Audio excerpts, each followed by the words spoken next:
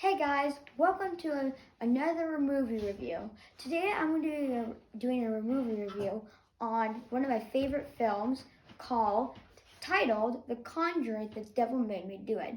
Now this is the I forget what third installment in The Conjuring 2, and then The Conjuring 3. But they also made some other movies too, since The Conjuring was so good and they wanted more backstory. They made Annabelle. They made like 3 Annabelle movies: Annabelle Creation, and the latest Annabelle film, Annabelle Comes Home. And same The Conjuring 2. They also made one called The Nun, which was his backstory, but behind the nun, Valak. Oh guys, I also forgot to tell you, spoiler ahead for the movie review, just so you know.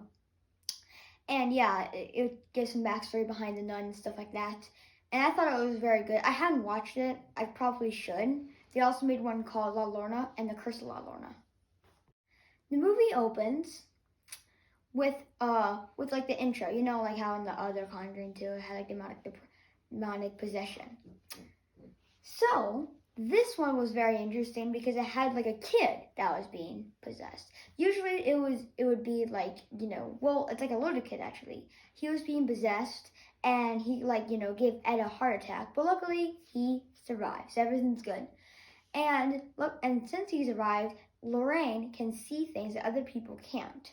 Same with I forget his name, but there was like another person in it who can see people, and he killed somebody because he found out that like he was a monster and he was seeing other things, so he accidentally ended up stabbing him because he thought he was a monster because he can see things that other people can't, kind of like Lorraine in The Conjuring 2. Then he keeps seeing things other people can't, and I thought like this was very good. This is a very good plot. But here's the thing: you have to pay like close attention because it's not just a movie they can watch and just enjoy. You also have to pay a little bit attention to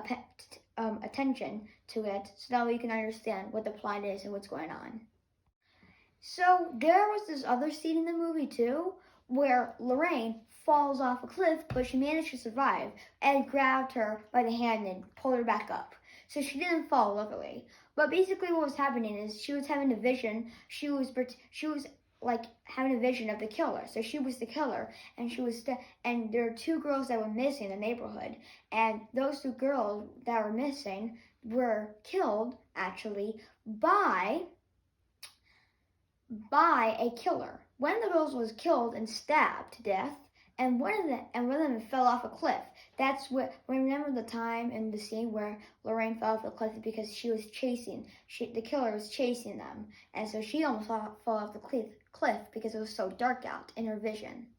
Overall, I really enjoyed this movie. I thought it was a great hit in the Conjuring universe, and even though it was not directed by the same guy who directed The Conjuring 2, it was directed by the guy who did La Lorna, and La Lorna was a good movie. It was still a pretty good movie. I mean, I give it like a 9 out of 10 because you still have to pay attention to it a little more. But I personally really enjoyed it. I thought it was terrifying, lots of jump scares, and great movie overall. See you in the next one, guys. Bye-bye.